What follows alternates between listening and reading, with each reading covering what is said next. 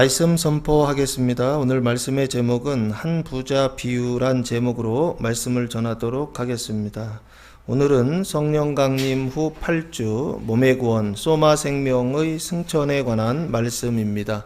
한 부자 비유란 말씀을 통해 그리스도의 몸된 교회가 거룩하게 변화되는 방법을 구체적인 수단을 가르쳐 주셨습니다. 첫째는 아니다라는 것입니다. 13절 말씀부터 보시면 무리 중에 한 사람이 이르되 선생님 내 형을 명하여 유산을 나와 나누게 하소서 하니라고 말씀하고 있습니다. 이 문제는 아주 단순한 문제입니다. 그러나 이 문제는 인생에 그리고 인류 역사에 있어서 가장 근본적인 문제다라고 할 수 있는 주제입니다. 그런데 너무 단순해서 이게 무슨 내용인지 전혀 보이지가 않습니다. 그래서 제가 좀 풀어드리면 무리 중에 한 사람이 이르되, 무리라고 하는 것은 오클로스라고 하는 단어입니다. 뜻은 많은 사람들이라는 뜻이에요. 그런데 얼마나 많으냐? 12장 1절 말씀에 보시면 그동안에 무리 수만 명이 모여 서로 밟힐 만큼 되었더니 예수께서 먼저 제자들에게 말씀하여 이르시되 바리새인들의 누룩 곧 외식을 주의하라 라고 말씀하시는데, 그때 모였던 사람들 숫자가 수만이라고 되어 있죠. 그 무리의 숫자, 많은 사람들의 숫자가 수만 명이나 모였다라고 말씀하고 있어요. 그 수만 명 중에 한 사람이, 어떤 한 사람이 이르되 예수에게 지금 요청을 하는 것입니다. 부탁을 드리는 거예요. 그 내용이 뭐냐면, 선생님, 예수님을 지금 주라 호칭하지 않고 선생님이라 그렇게 호칭하고 있죠. 이건 아주 큰 차이가 있습니다. 주님 할 때에는 예수님의 신성을 강조할 때 주님이라고 하는 퀴리오스라고 하는 단어를 사용합니다. 그래서 예수님은 하나님의 아들이십니다 라고 고백할 때는 퀴리오스라고 하는 단어, 이런 신앙을 가진 성도들은 퀴리오스라고 그렇게 부릅니다. 그런데 지금 무리 중에 한 사람은 예수님을 뭐라고 부르냐면 디다스 칼로스라고 하는 선생님이라고 부르고 있어요. 이 얘기는 제가 보기에 예수님의 인성을 강조하고 있는 것이 아닌가 싶습니다. 예수님의 눈에 보이지 않는 신성은 보이지 않고 예수님의 그 눈에 보이는 그 인성만을 보고 예수님을 지금 뭐라고 말해야 될까라고 했을 때 디다스 칼로스 선생님이라고 부른 것이 아닌가. 뜻은 무엇이냐면 선생, 교사라고 하는 뜻입니다. 가르치는 사람이란 뜻입니다. 뭘 가르치죠? 당연히 율법과 성경을 가르칩니다. 하나님의 말씀을 가르치는 자, 그분이 누구다? 바로 예수님이다 라고 그렇게 부르고 있어요. 그러니까 눈에 보이는 예수님, 예수님의 그 인성을 강조하면서 선생님 그렇게 불렀어요. 그러니까 당연히 질문의 내용이나 요청하는 내용도 눈에 보이는 것을 요청할 것입니다. 내 형을 명하여 유산을 나와 나누게 하소서라고 요청을 해요. 내 형이라고 돼 있죠. 형이 있어요. 그러면 나는 누구입니까? 동생이죠. 형과 동생 사이에 문제가 발생했어요. 무슨 문제입니까? 유산을 분배하는, 유산을 나누는 문제가 발생했다라고 하는 것입니다. 그래서 이 유산이라고 하는 것은 클레로노미아라고 하는 단어를 사용했는데, 뜻은 유산, 상속권, 세습 재산이라고 하는 뜻을 가지고 있습니다. 그래서 지금 그러면은 지금 이 얘기는 무슨 얘기예요? 형이 유산을 받았는데 부모의 유산이죠. 부모의 유산을 받았는데 동생에게 나누어 주지 않고 혼자 그걸 다 받았다, 지금 그 얘기죠. 그래서 형을 지금 뭐라고 부를 수 있느냐면 유산을 받은 자라고 그렇게 부를 수가 있겠죠. 반면에 동생은 어떤 사람입니까? 유산, 아버지의 유산을 받지 못한 자죠. 그래서 유산을 받지 못한 자라고 말할 수가 있죠. 그래서 이것이 인류 역사에 있어서 아주 단순한 문제이지만 또한 아주 근본이 되는 문제다라고 말씀을 드렸던 건 뭐냐면, 항상 여기에서 문제가 발생하기 시작했다는 것입니다. 이게 근본이라는 거예요. 유산을 상속받느냐 상속받지 못하느냐라고 하는 것이 사람에 있어서 어떤 것이냐면 아주 근본적인 문제다라고 하는 것입니다. 그래서 이것이 발전해서 나중에는 이제 초기죠. 예수님 당시에도 유산을 받느냐 못 받느냐 이거 가지고 싸웠지만 아마 창세기 얘도 유산을 받느냐 못 받느냐 뭐 이런 것 가지고 싸웠겠죠. 예수님 당시에도 2000년 전에도 싸웠고 그리고 지금도 이거 가지고 싸우고 있어요. 그래서 이것을 철학적으로 뭐라고 정리를 했느냐면 유산을 가진 자, 이것을 유산자라고 그렇게 말하고 있는 것이 아닌가. 그리고 유산을 받지 못한 자, 이것을 뭐라고 하냐면 무산자라고 그렇게 말하지 않는가 싶어요. 그래서 유산자와 무산자, 세상은 어떤 사람들로 구성되어 있느냐라고 했을 때 유산을 받은 자와 유산을 받지 못한 무산자로 그렇게 구성되어 있다라고 보는 이런 사상이 있어요. 이런 체계가 있어요. 이게 바로 뭐냐라고 했을 때 이게 바로 공산주의라고 하는 사상입니다. 형제 간의 유산 분배 문제를 해결하기 위해 그것을 해결하기 위해 나온 이론이라고 할까요? 사상, 이게 공산주의, 커뮤니즘이라고 하는 이론입니다.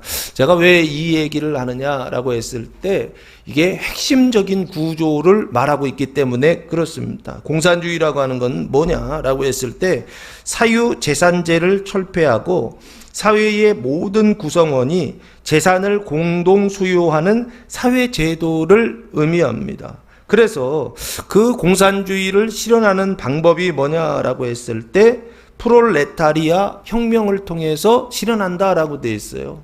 말은 어렵지만 이 프롤레타리아라고 하는 것이 유산을 받지 못한 자의 혁명이란 뜻입니다. 그 무산자의 혁명을 통하여 그래서 어떻게 하느냐면 공산주의 사회를 하자라고 하는 이론이 이 공산주의 사상이라고 하는 것입니다. 그런데 이 공산주의 사상이 나온 건 얼마 되지 않았어요. 그러나 그 근본적인 뿌리는 어디로부터 있느냐?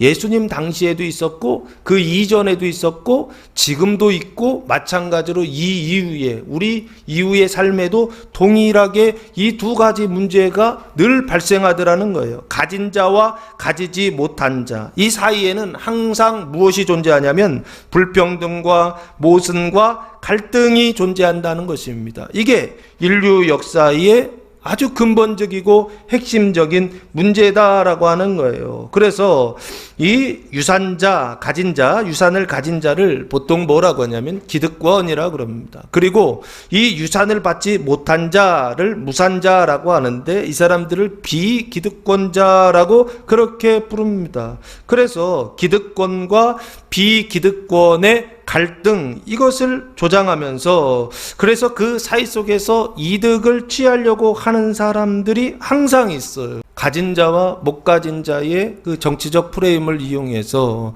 그래서 늘 표를 받으려고 하는 사람들, 이런 사람들이 지금도 계속 똑같은 걸 가지고서 그렇게 정치를 하고 있더라라고 하는 것입니다. 그러나 기득권이라고 하는 말은 잘못된 말이 아니에요.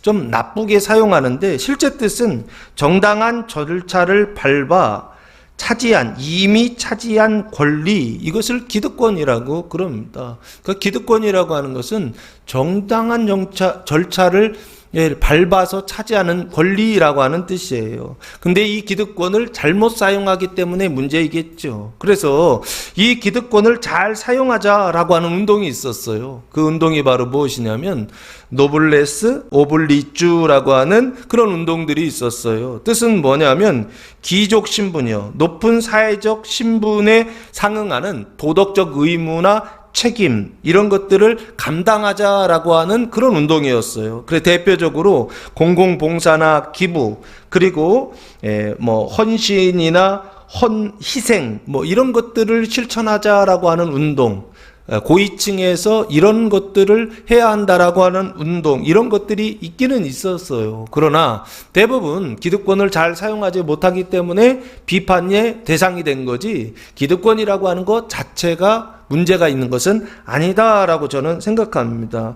지금 한 사람이 예수님께 와서 선생님 내 형을 명하여 유산을 나와 나누게 하소서라고 그렇게 예수님께 요청하고 있는데, 이 요청은 결국에 어떤 요청이냐라고 했을 때, 눈으로 그냥 볼 때에는 유산을 분배하는 형제 간의 문제이지만 실제적으로 이 문제는 인류 역사의 아주 근본적인 문제였다라고 하는 것입니다. 그래서 예수님께 와서 좀 나눠주소서, 문제를 좀 나누어 주소서. 그 유산을 나누는 자, 그분이 바로 누구냐면 당신입니다. 당신이 좀 나누어 주소서. 나는 나눌 수 없으니까 당신이 나누어 주소서. 형제 간의 관계 속에서 나누어 주소서라고 하잖아요. 그런데 지금으로 봤을 때는 가진 자와 못 가진 자 그 사이 속에서 그 갈등의 문제, 그 모순의 문제, 그리고 그 모든 불평등의 문제를 좀 해결해 주시옵소서라고 하는 요청, 이게 바로 이 사람의 요청이 아니냐라고 하는 생각을 해 보았습니다.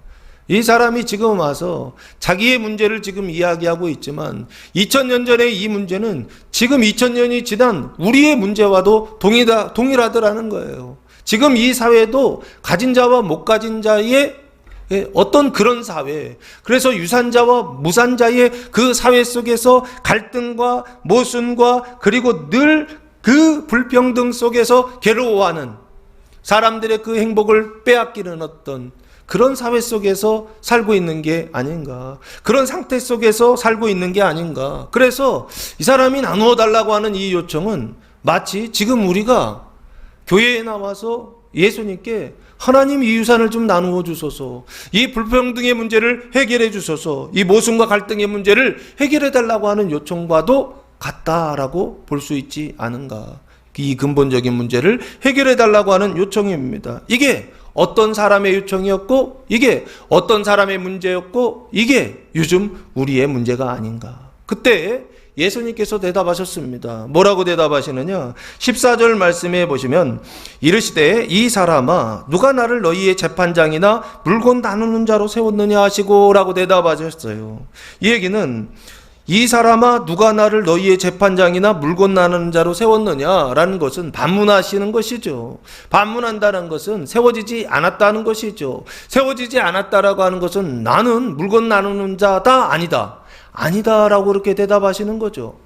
예수님은 물건 나누는 자가 아니라는 것입니다. 예수님은 재판장이 아니다라고 하는 것입니다. 너희의 재판장 할 때 이 재판장이라고 하는 단어는 크리테스라고 하는 단어를 사용했는데 뜻은 구별하다, 결정하다, 판결하다라는 거예요. 나는 결정하는 자 아니다라는 것이죠. 나는 판결하는 자 아니다라는 것이죠. 나는 물건을 나누는 그거 결정하는 자 아니다라는 것입니다. 그 물건 나누는 자 아니다. 이 물건을 나누다라고 하는 단어는 메리스테스라고 하는 단어를 사용했는데 뜻은 배당자, 분배자, 물건 나누는 자, 뭐 이런 뜻을 가지고 있습니다. 그럼 내가 물건 나누는 자 아니다라고 하는 것은 결국에 무엇을 말하는 것이냐? 배당하는 자 아니다, 분배하는 자 아니다. 이 분배를 뭐라고 그러냐면 분배 정의라고 그럽니다. 그래서 나는 분배 정의를 실천하는 자 아니다라고 그렇게 말씀하고 있더라라고 하는 것입니다. 그리스도는 누구냐? 세상을 구원하는 구세주는 누구냐라고 했을 때 물건 나누는 자 아니다라는 거예요. 분배 정의를 실현하는 자 아니다라는 거예요. 그 일을 실현하는 자들, 이 사람들이 세상에서는 지금 인기가 있어요.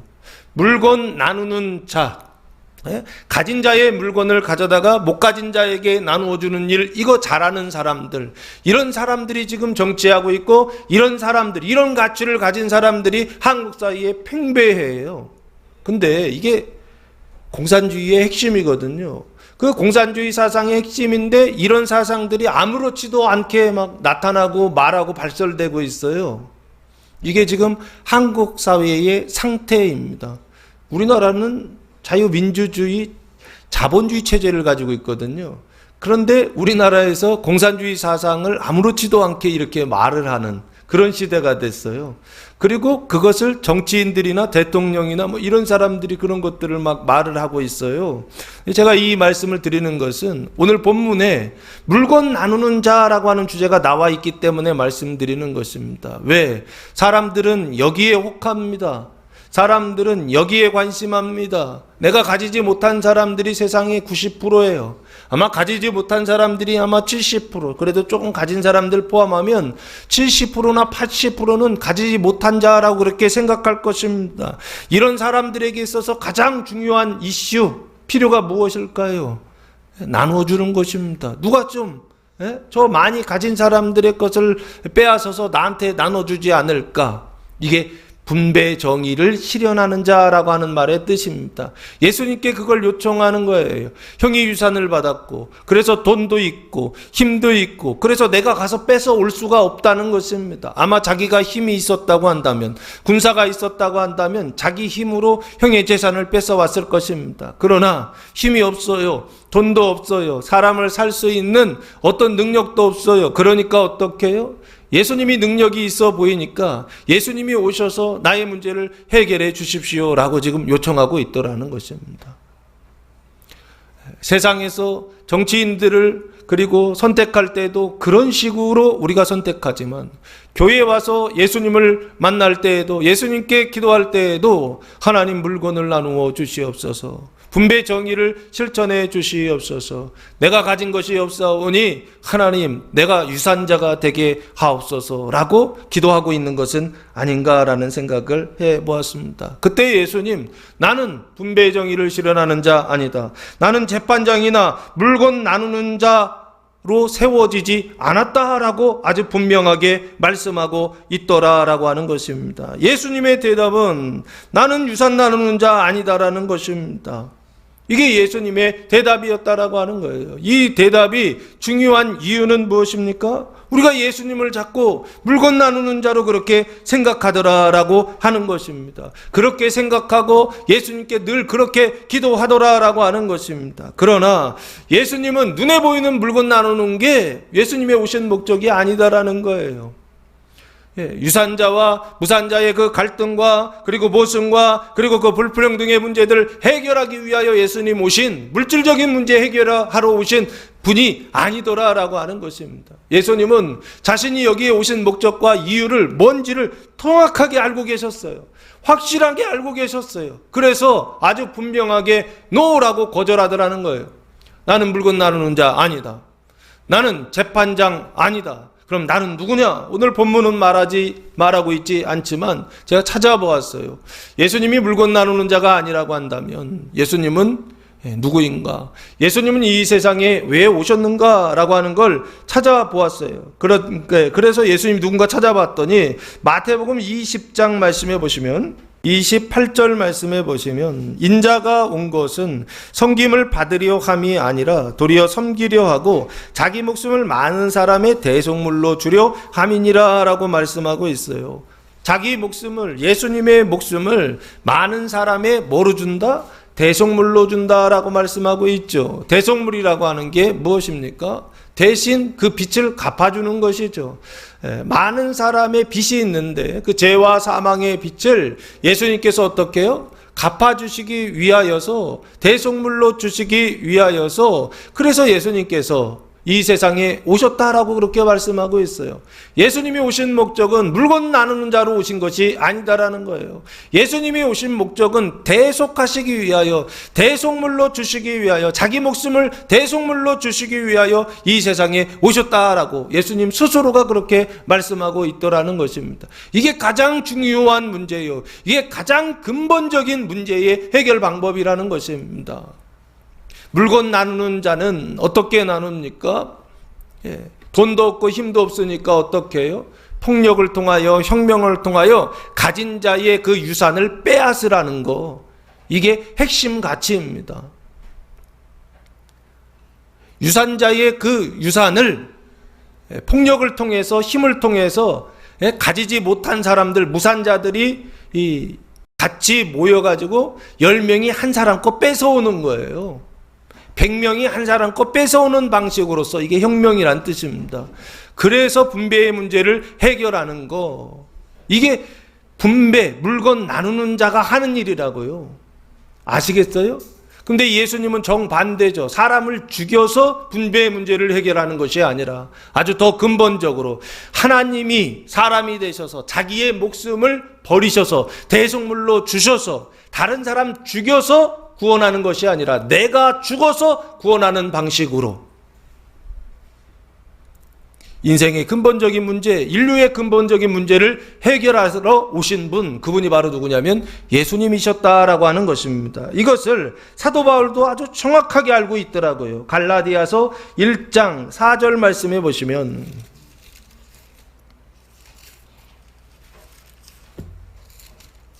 갈라디아서 1장 4절 말씀해 보시면 그리스도께서 하나님 곧 우리 아버지의 뜻을 따라 이 악한 세대에서 우리를 건지시려고 우리 죄를 대속하기 위하여 자기 몸을 주셨으니 라고 말씀하고 있어요. 아주 구체적이죠.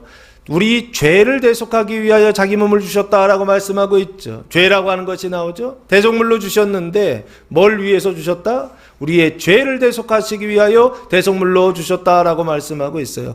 예수님은 모든 사람의 대속물로 자기 생명을 대속물로 주셨다 말씀하셨는데 사도 바울은 우리의 죄, 구체적으로 우리의 죄를 위하여 그 죄값을 치러주시기 위하여 자기 생명을 대속물로 주셨다라고 말씀하고 있더라는 거예요. 그리고 사도 바울도 사도 베드로도 아주 비슷한 이야기를 합니다. 베드로전서 1장 18절 말씀해 보시면 그 죄값을 치르기 위하여 대속물로 주셨다고 한다면 요 베드로는 조금 다른 얘기를 합니다. 베드로전서 1장 18절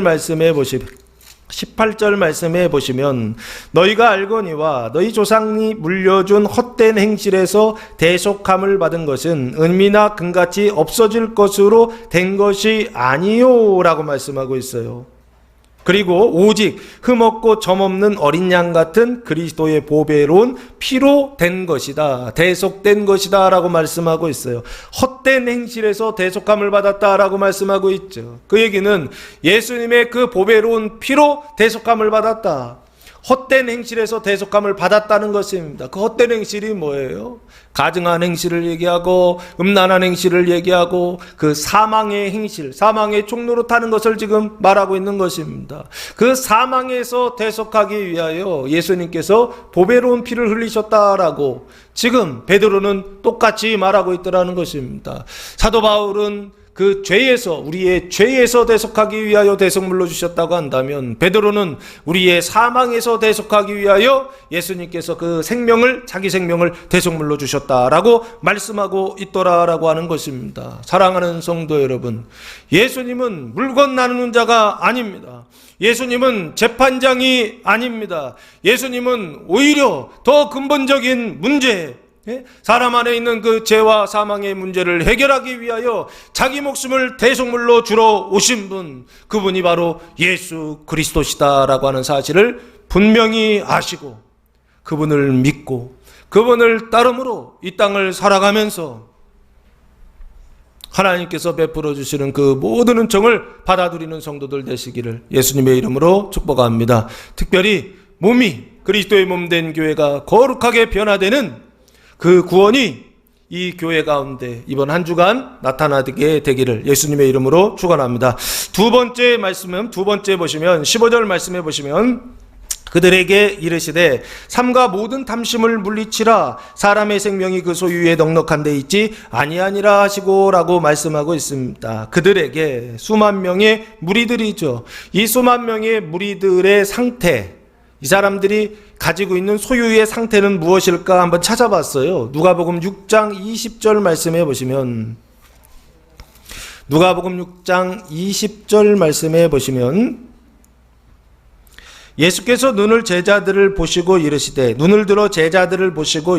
너희 가난한 자는 복이 있나니 하나님의 나라가 너희 것임이요 라고 말씀하고 있어요. 이게 산상수훈 8복이죠. 누가복음에서는 이렇게 간략하게 나와 있습니다. 너희 가난한 자 복이 있다라고 그렇게 말씀하고 있죠. 예수님을 따르는 사람들에게 너희 가난하다라고 그렇게 말씀하고 있더라고요.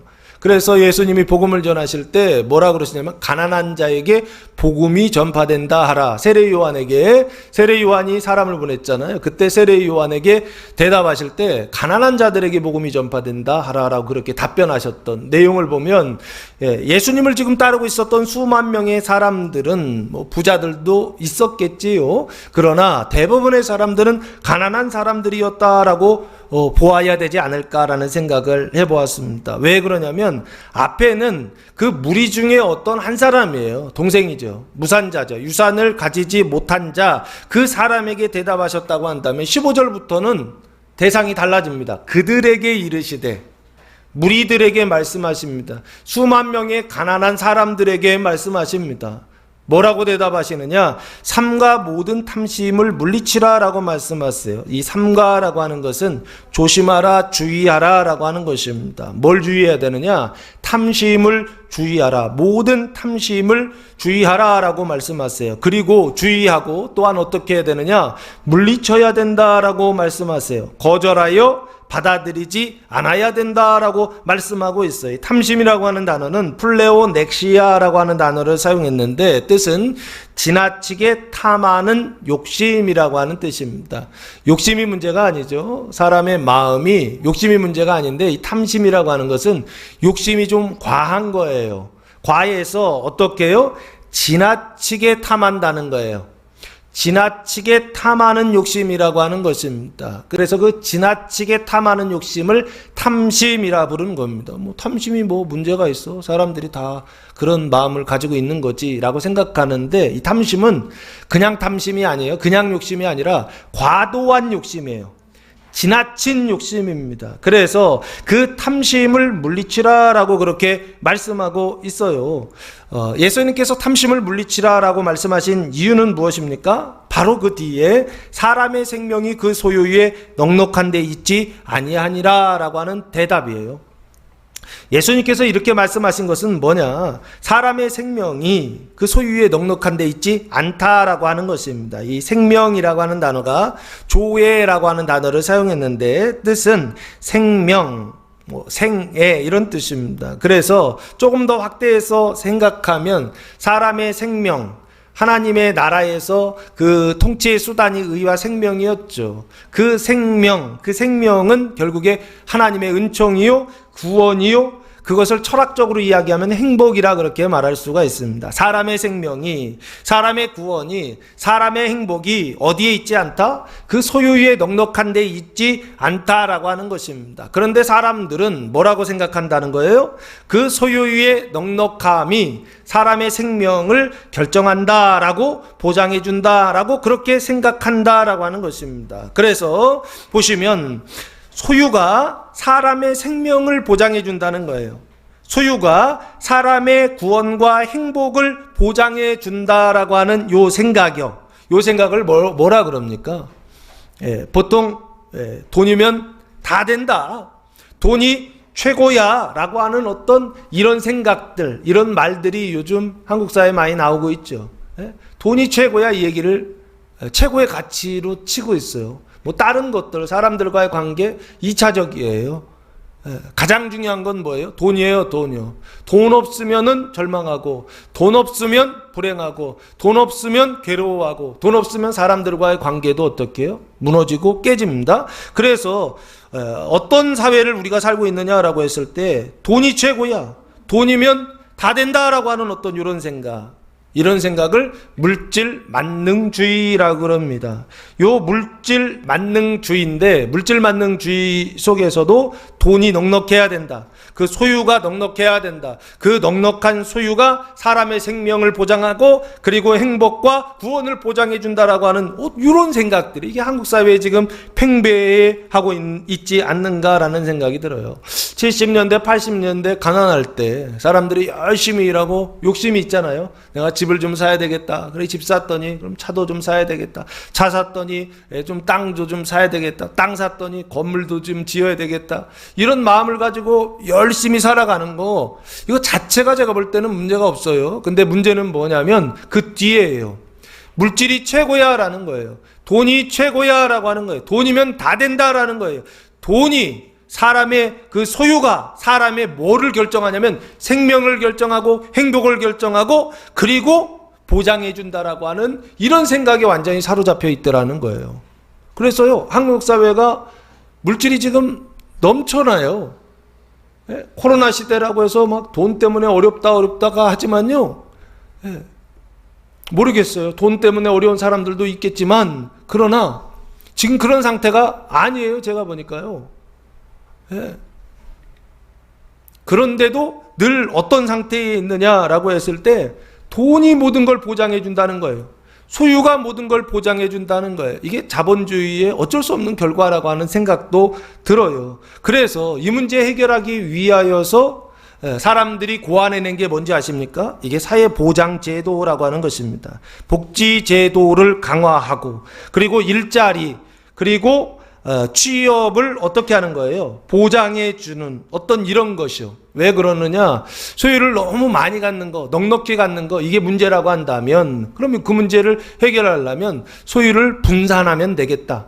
분배하면 되겠다라고 하는 그런 생각을 가지고 넉넉히 갖는 것이 아니라 그 소유를 필요에 따라 충분히 갖는 사회를 만들자. 이런 게 복지사회다라고 하면서 사회보장제도나 시스템이나 복지제도를 강화하는, 우리나라가 지금 그렇게 가고 있죠. 돈이 넉넉해지니까 넉넉한 것 가지고 서로 나누어서, 그래서 가난한 사람들이나 부자나 그래도 좀 잘 살 수 있는, 서로 같이 잘 살 수 있는 그런 사회를 만들어 가자 라고 하면서 그 기본적인 체제, 민주주의 체제나 이 자본주의 체제는 그대로 유지하면서 살짝 어디 체제를 가져온 거냐면 이 공산주의, 사회주의 체제를 가져온 거예요. 이거 뭐라고 하냐면 수정 자본주의라고 아마 하지 않는가 싶어요. 자본주의를 살짝 바꾼 거예요. 공산주의도 좀 살짝 바꿨죠. 중국 같은 경우에 자본주의를 받아들였잖아요. 아마 수정 공산주의라고 해야 되지 않을까. 우리나라는 수정 자본주의. 사람들이 그 자기 욕심을 따라서 열심히 어떻게 하는 거예요? 돈이면 나된다는 생각을 가지고 사람들이 열심히 사는데 그게 문제가 생기니까 나라에서 국가에서 통제를 하기 시작하죠. 그래서 복지사회 만들어가는 거 아닌가요? 그 양쪽에서요. 사회복지제도를 강화하거나 아니면 돈이 최고다, 물질 만능주의, 요 사이 속에서 요 두 가지가 다 뭐냐라고 했을 때 이 두 가지가 바로 인본주의의 핵심이라고 저는 생각합니다. 인본주의는 뭐냐라고 했을 때 휴머니즘이라 부르는데, 이 휴머니즘은 영어이고요. 엔트로포센트리즘이라고 그렇게 부르더라고요. 엔트로가 아마 사람이라고 하는 안드로포스를 헬라어로 말하는 것 같은데, 그리고 센트리즘이라는 게 그 센츄럴이라 그래가지고 중심이라고 하는 단어, 사람 중심이라고 하는 단어를 헬라어로 이렇게 말한 것 같아요. 그래서 뜻은 뭐냐면 인간이 모든 것의 중심이 된다는 사상입니다. 사람이 모든 것의 중심이 된다는 거예요. 중세 시대에는 뭐가 중심이 됐어요? 신이 중심이 됐죠. 하나님이 이 중심이 된다라고 하는, 모든 것의 중심이 된다라고 하는 그런 사상이 중세시대에 가지고 있었던 개념이라고 한다면, 중세가 지나고 나서부터는 어떤 생각을 사람들이 갖기 시작했냐면 세상의 중심은 사람이다라는 거예요. 그래서 사람이 모든 것을 결정하고 사람이 모든 것을 어떻게 해야 된다는 거예요? 행복을 만들어 가야 된다 이거죠. 지배해 가야 된다라고 하는 거죠. 대표적인 철학자들이 있더라고요. 꽁트 많이 들어보셨을 거예요. 니체, 실존주의 철학자죠. 무신론적 실존주의 철학자인데 샤르트르, 이런 사람들이 대표적인 사람들이라고, 인본주의의 핵심이에요. 그 인본주의의 깃발이 지금도 온 세상을 휘날리고 있다고 할까요? 강타하고 있다고 그럴까요?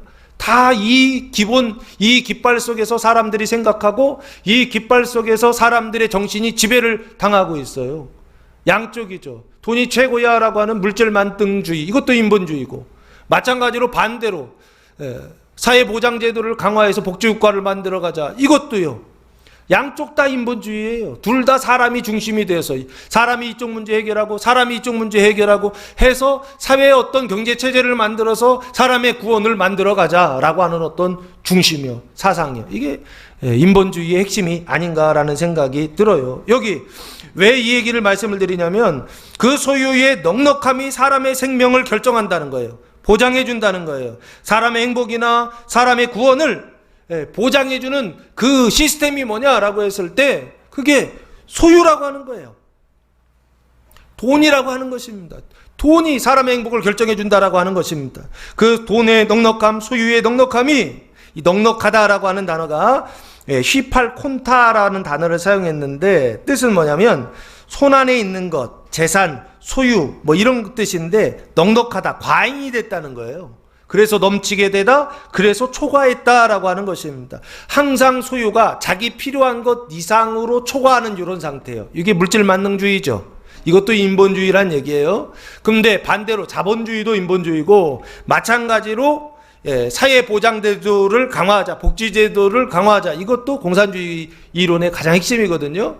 우리나라의 두 가지가 다 같이 공존하는 어떤 그런 국가 시스템을 만들고 있죠. 근데 이게 왜 그렇게 만들어주느냐? 그게 보장해 준다는 거예요. 사람의 돈이나 사람의 어떤 제도나 어떤 이런 것들이 뭐를 보장해 두냐? 사람의 생명을 보장하고, 사람의 행복을 보장하고, 사람의 구원을 보장한다라고 하는 그런 생각이라는 거예요. 많은 사람들이 이 생각 속에 사로잡혀 있어요. 그리고 이걸 위해서 일하고, 이걸 위해서 평생을 살아가고 있어요. 눈 뜨면 일하러 가서 해진 다음에 퇴근해서 집에 들어오고, 이거를 10년, 20년을 계속 반복해요. 왜요? 돈이 최고다라는 거예요. 그래서 남자는 밖에 나가서 돈 벌어오면 최고예요. 그러니까 돈 벌어오는 게 최고니까 요즘은 남자만 일합니까? 여자도 돈 벌어오면 최고예요. 돈 벌어오지 않는다고 해서 헤어진다는 거예요. 같이 살 수 없다는 거예요. 이런 남자들도 많이 있더라고요, 요즘. 왜? 돈이 그 사람의 행복을 결정한다라고 하는 그런 생각 속에 사로잡혀 있기 때문에 그렇다라고 하는 것입니다. 근데 예수님은 뭐라고 말씀하시느냐? 모든 탐심을 물리치라라고 말씀하고 있어요. 이유는 뭐냐? 돈이, 소유가 사람의 생명을 결정하지 않는다는 것입니다. 사람의 행복을 보장해주지 않는다라고 하는 것입니다. 오히려 이런 생각을 물리쳐야 된다는 것입니다. 이런 마음을 물리쳐야 된다라고 하는 것입니다. 이것은 사람의 마음이요, 이것은 뱀의 마음이요, 이것은 사망의 생각이다라고 하는 것입니다. 그래서 예수님께서 아주 분명하게 아니다 두 번을 지금 말씀하세요. 소유가 사람의 행복을 결정하지 않는다. 그 소유가 사람의 생명을 결정하지 않는다라고 아주 분명하게 말씀해주고 있더라라고 하는 것입니다. 사랑하는 성도 여러분, 돈이면 다 된다. 돈이 최고야. 그 소유의 넉넉함이 사람의 행복을 결정한다라고 하는 이 생각 속에서 해방되고 자유롭게 되는 성도들, 구원받는 성도들 되시기를 예수님의 이름으로 축복합니다. 이게 필요해요. 많은 성도들이 교회 나오면서 불행한 이유가 무엇입니까? 하나님께서 분배 정의를 실천해 주시지 않으시고, 그리고 나의 이 소유의 문제, 소유는 주셔. 근데 넉넉하게 주시지 않는 이 문제를 해결해 주시지 않는다 하여 늘 불행해요. 교회 나오면서도 하나님께 감사하지 못하고 기뻐하지 못하는 근본적인 이유가 무엇입니까? 하나님이 내 그 소유, 주관적이긴 하지만 내 소유를 넉넉하게 주셔야 되는데 아무리 기도해도 넉넉하게 주시지 않는다라고 하는 이유 때문에, 그래서 하나님께 감사하지 못하고 늘 불평이 많아요. 그렇게 2년, 3년, 10년 교회를 다녀보세요. 내가 기도했는데 하나님께서 그 소유의 넉넉함을 주시지 않아요. 이런 생각 속에 사로잡혀요. 이 뱀의 생각 속에 사로잡혀 있는 사람이 교회에 나와서 계속 신앙생활하는데, 성경을 읽는데 소유가 넉넉하지 않아요. 그럼 그때 어떻게 될까요? 목사가 우습게 보입니다. 교회가 하나님이 우습게 보여요. 하나님이 없나 보다, 이렇게 생각한다니까요.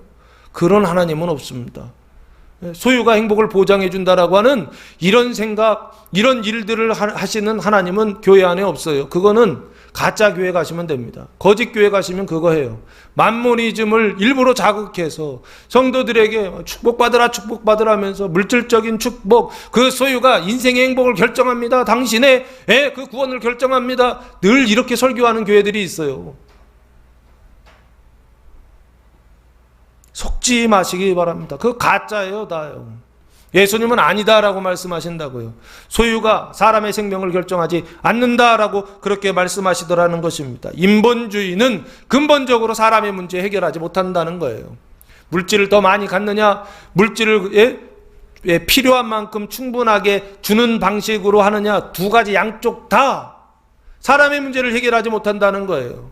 이 죄와 사망의 문제를 해결하지 못한다는 것입니다. 그래서 예수님께서 아주 근본적으로 소유가 사람의 생명을 결정하는 것 아니다라고 대답해 주시더라라고 하는 것입니다. 이것을 통해서 교회가, 그리스도의 몸된 교회가 거룩하게 변화되기 위하여서는 어떻게 해야 되느냐라고 했을 때, 그 소유의 넉넉함이 사람의 생명을 결정하지 않는다라고 하는 이 말씀을 믿어야 됩니다. 이 예수님의 말씀을 믿으시기 바랍니다. 이 말씀을 믿고 따름으로 여러분을 불행하게 만드는 그 모든 생각들을 벗어버리시기 바랍니다.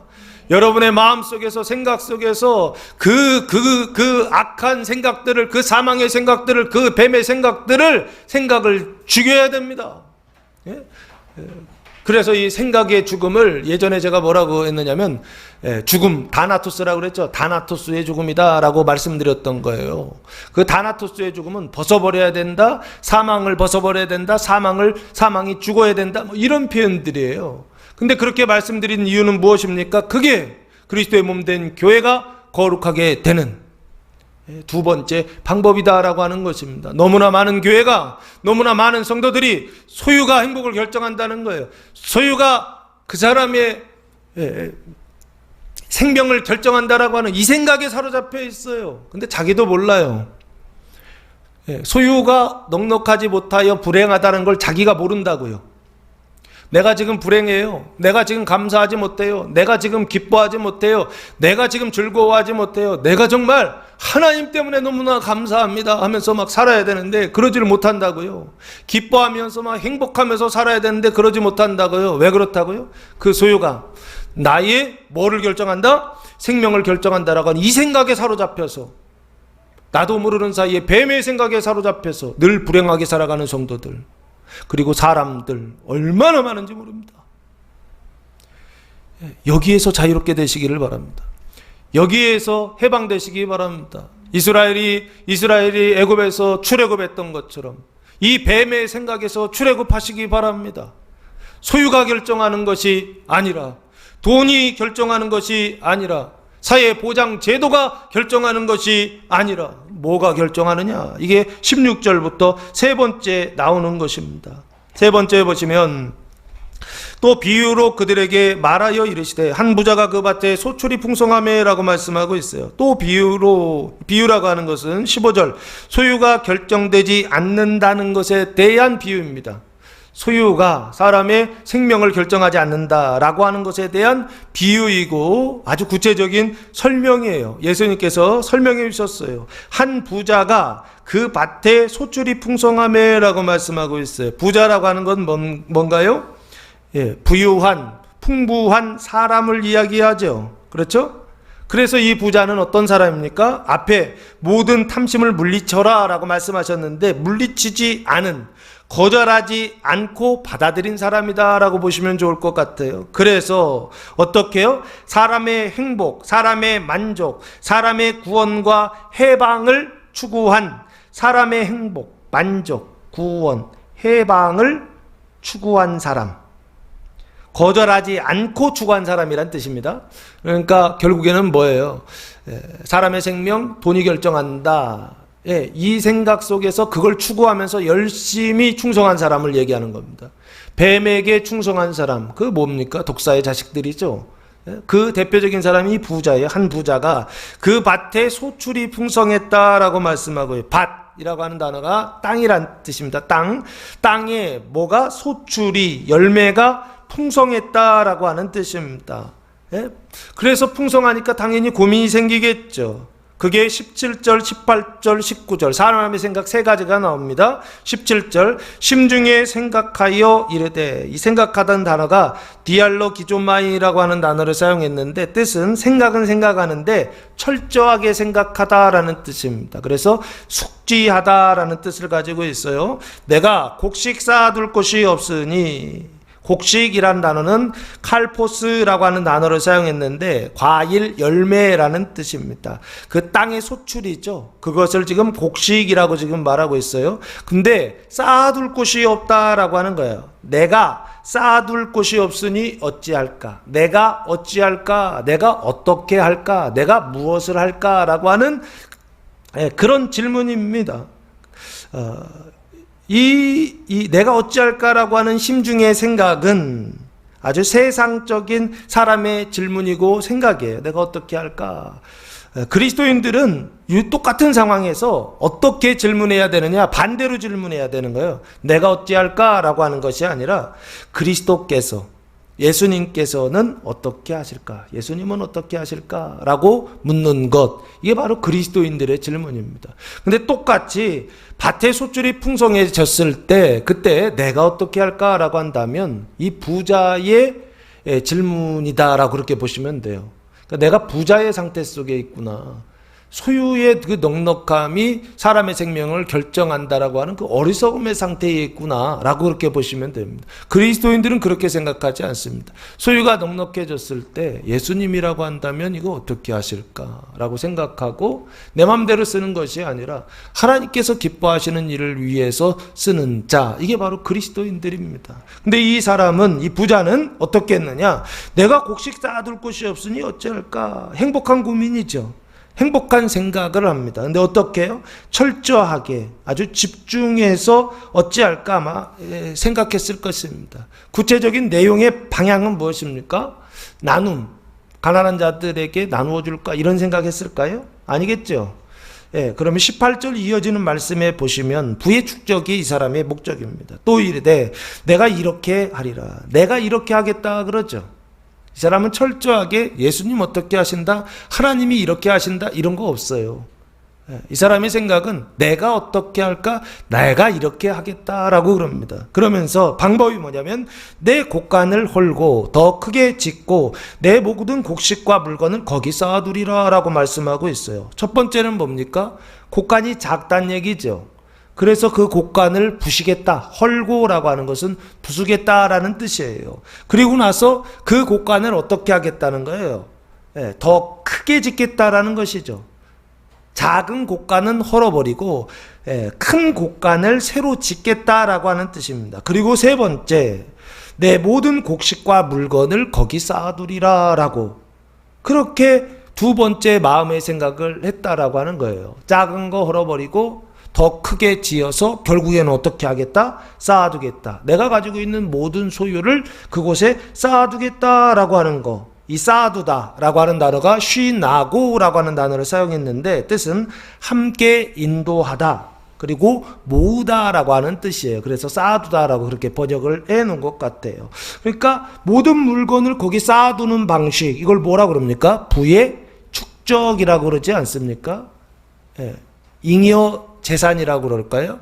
남은 소유의 축적, 그 소유를 어떻게 할 것인가 라고 했을 때 나눔을 실천하겠다, 가난한 자들, 소유하지 못한 자들에게 먹을 것을 제공하겠다, 이런 뜻이 아니고 그 남은 것을 가지고 어떻게 하겠다? 창고를 지어서 그래서 축적하겠다라고 그렇게 지금 생각하고 말하고 마음속으로 말하고 있더라라고 하는 것입니다. 부의 축적은 문제인가요? 부의 축적은 문제가 아닙니다. 그것 자체는 문제가 아니에요. 기독교인들은 부를 축적하면 안 된다 이렇게 생각하는데 그렇지는 않습니다. 부를 축적하는 것 자체가 문제가 아니고 부를 축적하는데 어떻게 축적하느냐, 이게 문제예요. 그래서 지금은 어떤 축적이냐면 지나친 축적이죠. 너무 지나친 축적, 과잉하는 축적. 그래서 어떻게 해요? 나도 다 사용하지 못하고 가난한 자들도 사용하지 못하는 그런 헛된 축적들, 이런 축적들을 지금 부의 잘못된 축적이다라고 봐야 되지 않을까. 보통 부의 축적은 자수성가, 자기가 열심히 해서 축적하는 경우도 있지만 열심히 안 해도 축적이 되는 경우가 있죠. 뭔가요? 세습이라고 하는 방식이 있죠. 부의 세습이라고 하는 방식이 있습니다. 교회도 요즘 그런 문제들이 좀 많이 있어요. 교회를 세습한다. 아버지가 목사인데 아들도 목사예요. 그러니까 서울에 있는 가장 큰 교회이죠. 아버지가 목사인데 아들한테 그 교회를 물려주려고 막 법을 개정하고 사람들을 막 동원하고 난리를 폈어요. 그래서 거기에 실망한 많은 교인들이 교회를 떠났어요. 얼마나 잘했는지 모르겠어요, 제가 볼 때. 문제가 있다고 생각합니다. 왜 문제가 있느냐? 부의 축적, 부의 세습 자체가 문제는 아닙니다. 근데 문제는 뭐라고요? 항상 지나치다라고 하는 것입니다. 과잉되다라고 하는 것입니다. 이거는 좀 문제가 있다라고 성경은 말씀하고 있어요. 이 부의 과잉된 지나친 축적을 성경에서 창세기에서 언약하고 있었죠. 그 대표적인 게 무엇입니까? 창세기 11장 바벨탑 사건입니다. 그 바벨탑 사건의 핵심은 무엇입니까? 흩어짐을 면하자 이겁니다. 흩어짐을 면하자는 건 뭐예요? 하나님이 흩으시더라도 내 힘으로 어떻게 해요? 살아갈 방편을 만들어 보자 이겁니다. 그 얘기는 무슨 얘기예요? 나의 생명의 수단은 하나님 어떻게 하지 못하게 만들어 보자는 거죠. 그게 뭐예요? 돈으로 나의 생명을 지켜보자. 이게 바벨탑의 핵심이에요. 제가 볼 때는요. 바벨탑이라고 하는 건 그냥 단순히 벽돌을 구워가지고 또 탑을 높이 쌓는다. 이게 문제가 아니고 하나님 없이 내 힘으로 하나님 없이 내 방편으로 내 인생을 어떻게 해보자? 건설해보자. 살아가 보자. 뭐 이런 겁니다. 하나님께서 홍수를 통해서 흩으시건 하나님께서 무슨 힘을 통해서 흩어 놓으시건 흩어지더라도 흩어지지 말고 내 힘으로 내 방편으로 살아보자. 이게 바벨탑의 핵심이 아닌가 싶어요. 지금 이것도 똑같아요. 거기 쌓아두리라 라고 하는 거. 탐심이 그렇게 발동하는 그 이유가 무엇이냐라고 했을 때 부가 아까 이야기했던 그 소유가 그 사람의 소유가 뭐를 결정한다? 그 사람의 생명을 결정한다라고 하는 그 생각. 이게 뱀의 생각의 핵심입니다. 이게 탐심의 핵심이에요. 핵심 내용이에요. 여기에 다 사로잡혀 있어요. 여기에요. 그래서 이 부자도 똑같이 두 번째 생각 쌓아두리라라고 하는 그래서 어떻게 하겠다라는 거예요. 나만 좀 어떻게 살아보겠다라고 하는 것입니다. 그런데 문제가 있어요. 그렇게 해서 부를 축적하기 시작하면 뭐가 무너지기 시작하냐면 공동체가 무너지기 시작해요. 왜요? 10명이 가질 거를 한 사람이 가지면 나머지 9사람은 어떻게 해요? 굶어야 되는 거예요. 그래서 아사, 굶어 죽는 어떤 이런 상태가 될 수밖에 없는 이게 문제가 뭐냐면 부의 축적, 과잉된 축적이 문제가 뭐냐면 공동체가 와야 된다는 거예요. 공동체가 무너진다라고 하는 것입니다. 그래서 이것을 성경에서는 뭐라고 말씀하시냐면 어리석다라고 그렇게 말씀하고 있는 것입니다. 그래서 그리스도의 몸된 교회, 이 공동체가 구원을 받는 승천하는 거룩하게 변화되는 수단이 뭐냐면 잠언이라고 하는 지혜로움입니다. 하나님의 생명으로 충만한 사람들, 이 사람들을 뭐라고 그러냐면 지혜로운 자라고 그래요. 그래서 지혜가 있어야 돼요. 형제들의 발을 씻어주기 위해서는 이웃의 그 죄를 씻어주고 몸을 씻어주기 위해서는 뭐가 있어야 된다? 지혜가 있어야 됩니다. 지혜. 그래서 잠언 전도서가 나왔다는 것입니다. 잠언에 그 지혜를 말하고 있는 것은 무엇을 위한 것이냐? 내가 이 세상을 살아가면서 나 하나 어떻게 건사하면서 좀 행복하게 살아가자. 이런 수단으로 지혜를 말하는 게 아닙니다. 잠언에서의 지혜는 형제들의 발을 씻기 위하여 반드시 필요한 게 있어요. 그건 내 방식대로 하는 게 아니라 그 사람이 원하는 것들이요. 그 사람이 바라는 것들이요. 그걸 잘 보고서 그것들을 공급해 주는 방식으로 하나님의 생명을 공급해 주는 방식으로 해야 되기 때문에 지혜가 필요해요. 근데 그게 없어요. 이게 어리석다라는 것입니다. 그래서 이 어리석은 자들은 공동체의 붕괴를 가져와요.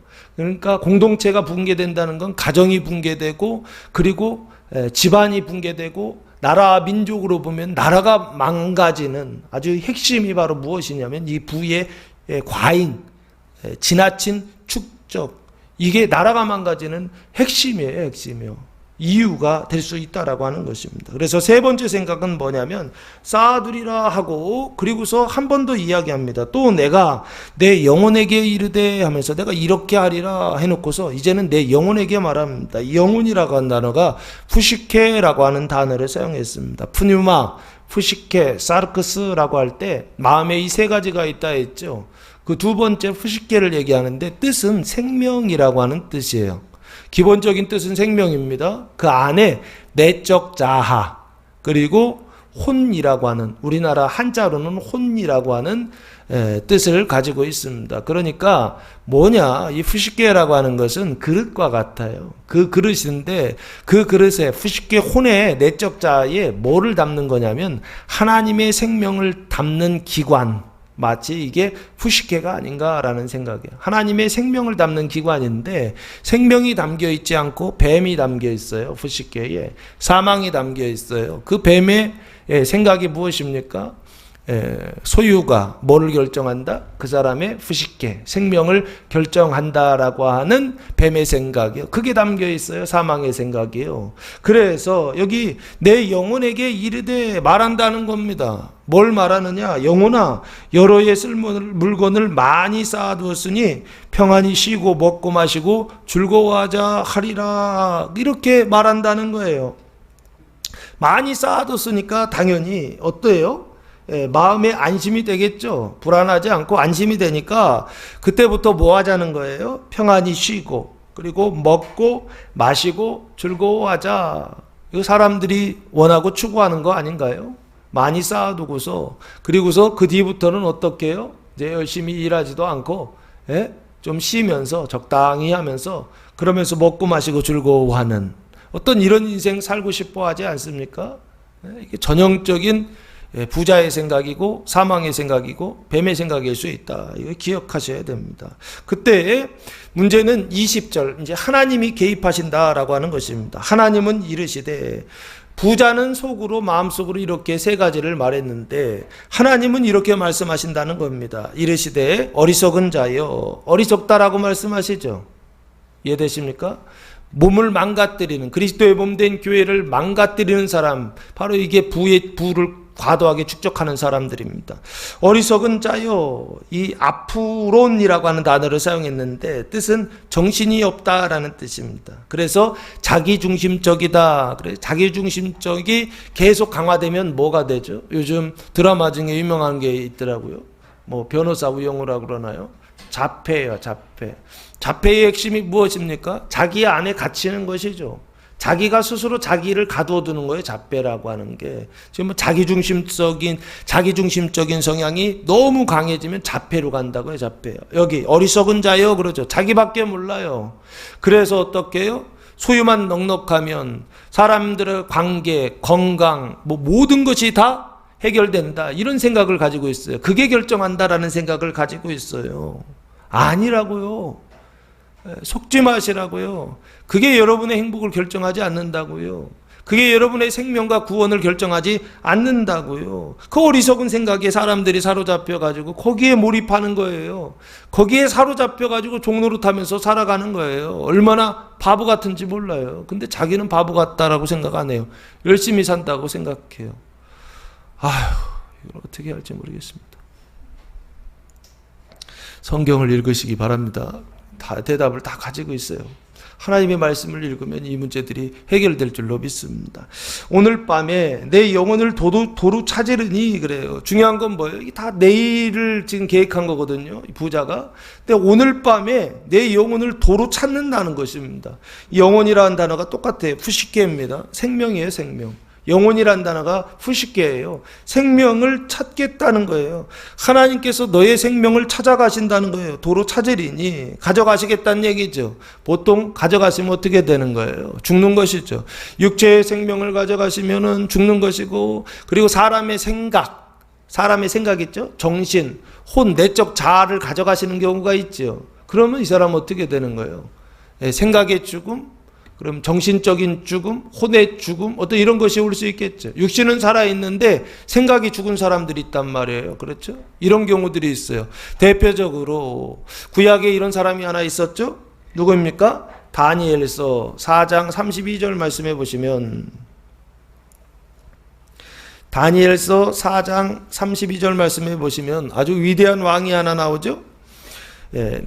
느부갓네살입니다. 네가 사람에게서 쫓겨나서 들짐승과 함께 살면서 소처럼 풀을 먹을 것이요, 이와 같이 7대를 지나서 지극히 높으신 이가 사람의 나라를 다스리시며 자기의 뜻대로, 하나님의 뜻이죠, 그것을 누구에게 주시는 줄을 누구에든지 주시는 줄을 알기까지 이르리라더라라고 그렇게 말씀하고 있어요. 그때 이 일이 나 느부갓네살에게 응함으로 내가 사람에게 쫓겨나서 소처럼 풀을 먹으며 육신은 살아있죠? 그런데 뭐가 없어요? 정신이 없죠. 소처럼 풀을 먹으며 몸이 하늘 이슬에 젖고 머리털이 독수리 털과 같이 자랐고 손톱은 새털과 같았더라 하면서 뭐가 돌아오냐면 34절 그 기한이 참에 나 느부갓네살이 하늘을 우러러 보았더니 내 총명이 다시 내게로 돌아온지라 하면서 총명이 돌아오죠. 후식해 생명이 돌아오죠. 지금 그걸 지금 말하고 있어요. 그래서 이에 내가 지극히 높으신 이에게 감사하며 영생하시는 이를 찬양하고 경배하였나니 그 권세는 영원한 권세요 그 나라는 대대에 이르리로다 라고 그렇게 말씀하고 있어요. 그래서 지금 아버지께서 하나님께서 오늘 밤에 내 영혼을 도둑 찾으리니 육신의 생명을 가져가시든지 그 사람의 그 혼의 내적 자아의 생명을 가져가시든지 그거를 찾아가시면 결국에는 어떻게 되느냐? 죽는 거예요. 육신적으로 죽든 정신적으로 죽든 영적으로 죽든 그 영혼의 그 죽음을 지금 이야기한다고요. 그러면 네 준비한 것이 누구의 것이 되겠느냐라고 그렇게 말씀하신다는 거예요. 하나님께서 이렇게 말씀하신다는 것입니다. 그러면서 누구의 것이 되겠느냐? 너의 준비한 것 이게 뭐예요? 곡식과 물건 그게 뭐예요? 그 안에 곳간에다 다 담아놓은 그것이죠. 그것이 누구의 것이 되겠느냐? 이 얘기는 무슨 얘기? 네 것 되지 않는다 그 얘기를 하고 있는 것이죠. 네가 네 것이 되려고 그 곡식을 과잉해서 축적해 놨는데 하나님이 가져가시면 다 누구 거 되겠느냐? 절대 네 것 되지, 당연히 남의 것 되겠죠? 절대 네 것 되지 않는다라고 그렇게 하나님께서 말씀하신다라고 하는 것입니다. 하셨으니 그러면 내게 되려고 뭐 건물도 짓고 내 거 쌓아두려고 곳간도 부시고 짓고 다시 거기다 다 집어넣으려고 그렇게 해놨는데 그런데 하나님께서 그날 밤에 이 사람 영혼을 데려간다고 한다면 이런 상황을 뭐라 그래요? 말짱? 꽝? 도루묵이라고 꽝이란 얘기는 요즘 말이고 말짱 도루묵이라고 하는 말이 있더라고요. 이 말도 좀 들어보셨죠? 말짱 도루 무슨 뜻이에요? 힘써서 한 일이 아무 소용이 없게 되었다라고 하는 뜻으로 말짱 도루묵 그러니까 이 어리석은 사람이 지금 부자가 한 일이 뭐냐면 말짝 도루묵이 되었다 뭐 이렇게 봐도 되지 않느냐. 그러면서 예수님께서 지금 부자를 통해서 비유를 말씀하시면서 뭐 얘기하고 싶으셨느냐. 결론이 21절이에요. 자기를 위하여 재물을 쌓아두고 하나님께 대하여 부여하지 못한 자가 이와 같다라고 말씀하고 있어요. 자기를 위하여 재물을 쌓아두는 거 이게 부자가 한 일이죠. 그리고 지금 우리가 막 하고 싶어하는 일이죠. 자기를 위하여 재물을 쌓아두는 것이요. 이 재물이라고 하는 단어가 대사우리조라고 하는 단어를 사용했는데 뜻은 16절에 그 밭 땅의 소출이라고 하는 걸 말합니다. 그 땅, 밭의 소출은 뭘까요? 이건 눈에 보이는 땅, 눈에 보이는 소출을 말하는데 눈에 보이지 않는 땅이 있어요. 눈에 보이지 않는 땅의 소출이 있어요. 그게 뭔가요? 골로새서 3장 5절 말씀해 보시면 우리가 성경은요 항상 눈에 보이는 걸 얘기하지만 근데 눈에 보이는 걸 통해서 항상 눈에 보이지 않는 걸 설명하고 있어요. 골로새서 3장 5절 말씀해 보시면 그 눈에 보이지 않는 소출이 땅의 소출이 나와요. 그러므로 땅에 있는 지체를 죽이라. 그 지체에서 나오는 소출입니다. 곧 음란과 부정과 사욕과 악한 정욕과 탐심이니 탐심은 우상숭배니라 하면서 5가지가 나오죠. 그 중에 탐심 마지막 탐심은 뭐다? 땅에 있는 지체라고 돼 있죠. 이거 죽이라고 탐심을 죽이라라고 그렇게 말씀하고 있죠. 자기를 위하여 재물을 쌓아두는 것이 아니라 그 탐심을 죽이라라고 사도 바울은 말하고 있더라고요. 성경은 탐심을 죽여야 된다, 땅의 소출을 죽여야 된다라고 말하고 있는데 제가 이게 눈에 보이는 땅 얘기하다가 눈에 보이지 않는 땅까지 설명하면 시간이 너무 많이 걸릴 것 같아서 이렇게 조금만 맛배기로 보여드린 겁니다. 궁금하시면 또 저한테 물어보세요. 네, 눈에 보이는 소출도 이런데 눈에 보이지 않는 이 소출 정말 얘기하고 싶으셨던 거예요. 하나님은요.